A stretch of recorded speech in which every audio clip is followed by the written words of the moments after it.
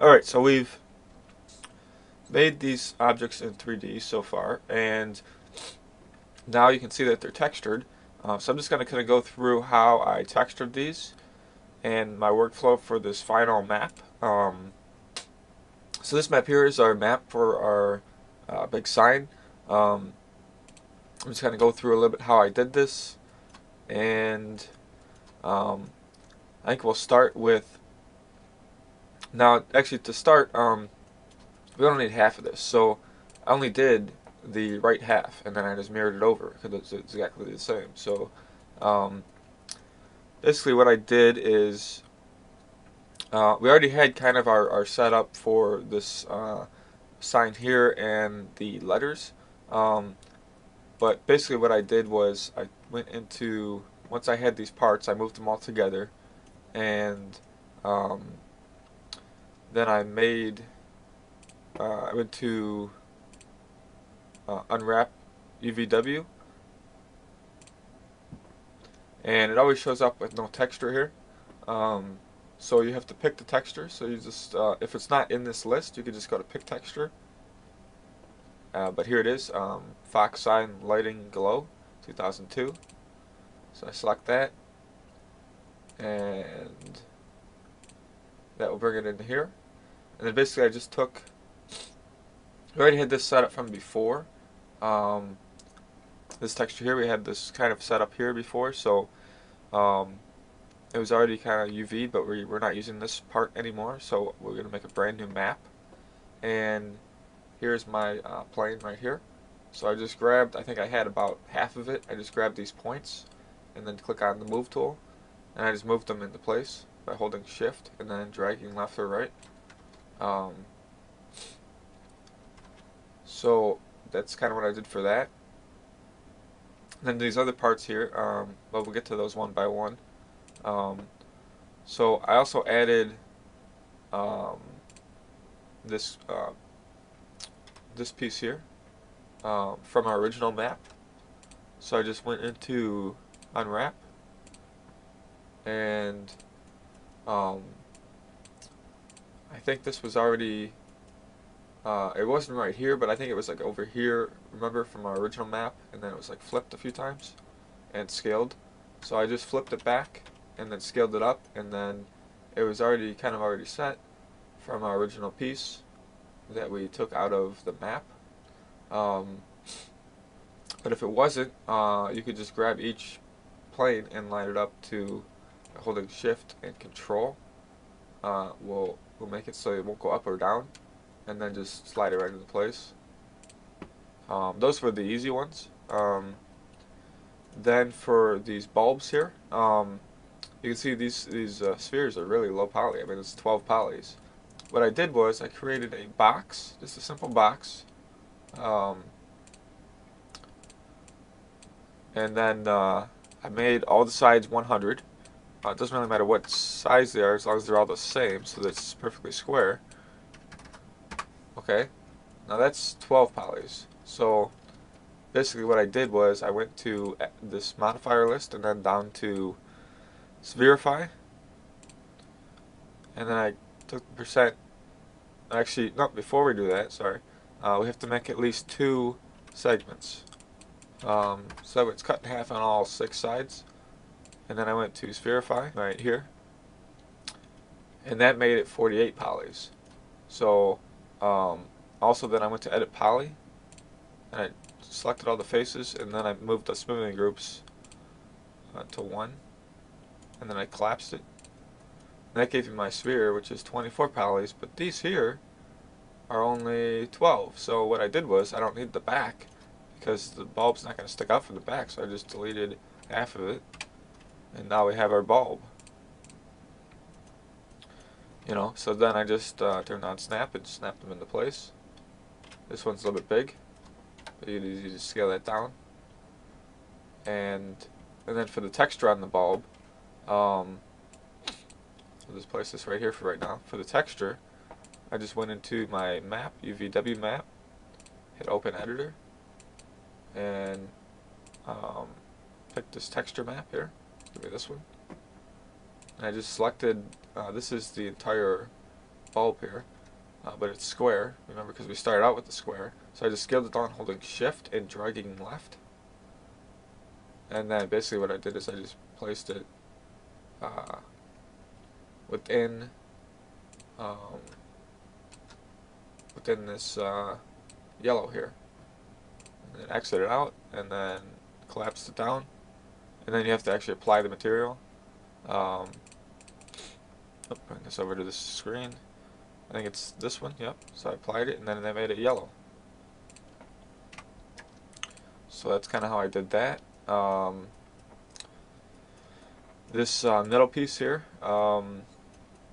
it's got this kind of grid on it, or like lines on it. So how I did that was I didn't know what texture to put on there because I didn't have the texture made. So I went to the editor and opened it, and then I think it started out with some different faces. So I went selected all the faces that didn't look like this, but they were just square. And I went to normal mapping, and then front back, or no, it was flatten, and then it gave me this, but it was upside down, so I flipped it, and then I just scaled it down holding control. And where I was going to place it, I didn't know, because I don't know where this map has open spots. So I went back to my map here in Photoshop, and I found that this spot was open at that point. So I basically put it right there.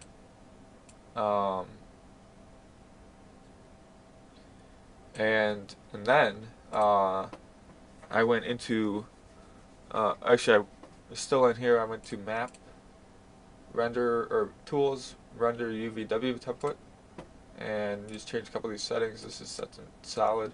Hit render UV template, and that gives you this map for the UVs. If you hit save, I'm just going to save it to my desktop, just a regular JPEG. Save. And then I went into Photoshop and I brought that in.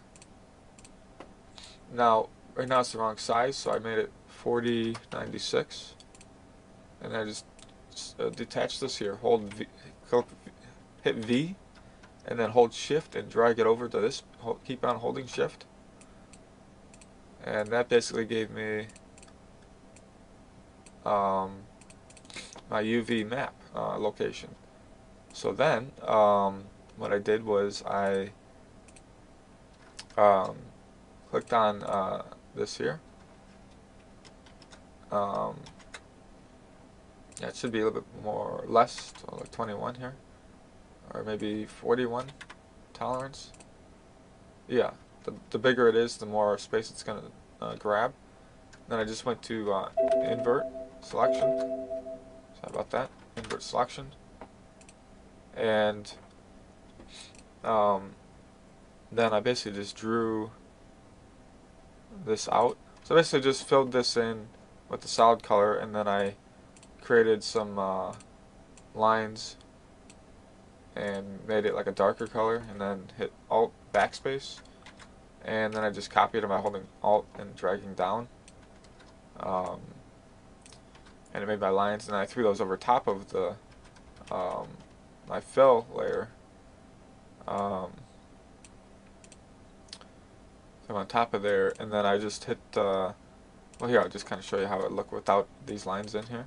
So they would look like this, they'd be over the top. So I control clicked on my fill layer, and then hit Control Shift I, and then I hit on the lines, I hit backspace, and that cuts it from the inverse selection. So Control Shift I will select, right now it's selecting the inside. Control Shift I will now select everything outside. And that's how I kind of did that. So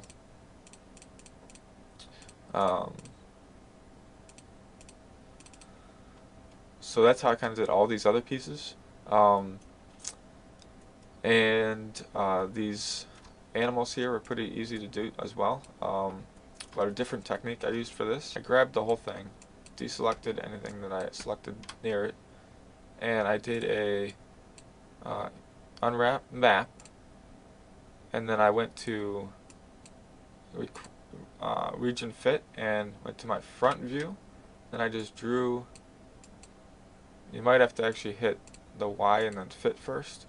So I went to region fit, and then I just drew a box around my selection so that everything in the box would be textured. Okay, so now that's done. So now if we go to unwrap UV and open the editor, it now has this perfectly flat texture space for this piece. So, but it's a little too big. It's taking up our whole square. So I just scaled it down, and then again I just moved it to a place which I knew was open, that I haven't filled in my texture sheet yet, and basically then rendered out that map again. So I went to Tools, Render UV Template. If you click on Solid and then don't have these other ones and then render it, it will just give you a, and you should actually, when you save it out as a PNG, there should be an alpha to it. You want that alpha because that'll help you cut it out before you even get into this piece. So, so if we just drag it over, here it is right here, layer 39, and then I just painted in these shapes and kind of how it looked like in a reference, which I'll kind of bring that up here for a second. Reference, and then I think I use this picture here to kind of see this fox with the wing on it. So that's how I kind of did that one. Also, the next thing that was pretty complicated, I'm just going to stick with the complicated things first, was, I can get rid of this sphere here. Well, basically, these letters were the most complicated. So, remember we had two shapes here. We have this inside shape, and then we have this outside one. So what I had to do is I had to select each letter in all its shapes, and to make sure you have them all, you can just drag up a little bit and then hit Control Z. I kind of do that to make sure I have everything selected. And I did the same thing. I went to Unwrap UVW. It was flattened. That was right the first time, and it made these letters. So I just combined them. This is moving this one on top of here, this F here. So I did that, and then I moved them to the corner here, and then render out the map again. But in Photoshop, what I did was I had to get the map in at first. So that was this piece here, which was our layout, UV layout. Just dragged in like the other ones, and then I took some colors, some red. These are the underneath pieces. These are just basically what I did was I created a new layer, and with my marquee tool grabbed these sections here, these outside sections where the red is actually going to go. And I'm just holding shift, and then I'll add a selection to my selection. So I had to get the entire outside first, the outline. And you can hold spacebar and move this around if you didn't get it exactly where you wanted when you first grabbed it. Okay, and then I made a new layer, and I sampled my red from, I think I brought in this picture here. With the eye picker, I grabbed this red here, and then I backspace. I did solid layer. So right now it's actually just a solid layer, and so what I did is I copied it. I took the top one and I did a filter blur, Gaussian blur, and that kind of made it look more like a neon. So that's kind of a trick to get the neon effect, is the blur. And then I just, I think I blurred the bottom layer too. So that kind of made that, glowing effect. so that it would look like the light was on. Let's see, for the rest of this, looks like our file is getting kind of twitchy here. Some things are transparent, some things are not. Not sure why it's doing this. I think it has something to do with the texture, this new map. So basically that's how I did it. This entertainment down here is, I just basically, I'll show you the map layout here. This I just flattened it and then just scaled it down to very, very small. And where that spot is our red. So it's not really, you know, it doesn't need its own texture space. All it is a red. It's all just a red glowing. So that's when we turn on the glow, it's just going to glow. So I'm not too worried about using texture space for that. I didn't want to do more texture space for these ones up here, so I just grabbed these ones and copied them. And I can do that right now. Basically, I just copied them holding shift and then dragging up.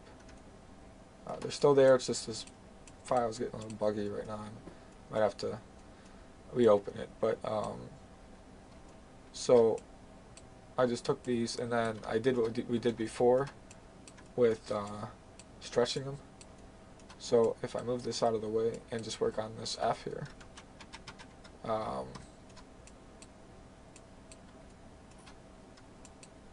yeah, this file's getting a little weird on me. So if I just grab the F, I'll just do the one lighter because they're all the same. But so I went to my front view, and we basically did that thing before with the lattice, the FFD 4x4x4, and then you click on this plus and then the control points, and I basically move these up, move these down, stretched it down, and then I went to edit poly, and I just grabbed, yeah, I'm going to just move it like really close to here. I just grabbed my vertex and move this up, and move this bottom part up. Move this up a little bit, and then this one really close, and then this bottom inside white piece I moved it down, and then basically I just grabbed this left side and moved it over. So now we have our stretched F, so for this Fox lettering here. And then these other parts, I basically just UV mapped them and then threw like a solid texture on them. And then I took some of these red pieces here and copied them over to here, so to make our glowing rings here, which is shown in this view. These rings here are going to glow red. Looks like the top is glowing red too, which we can make that happen just by changing our texture sheet and adding some red up here. But for right now, I think that kind of explains it. The next video will be adding this to our scene, our rest of our building, and then we'll kind of go from there.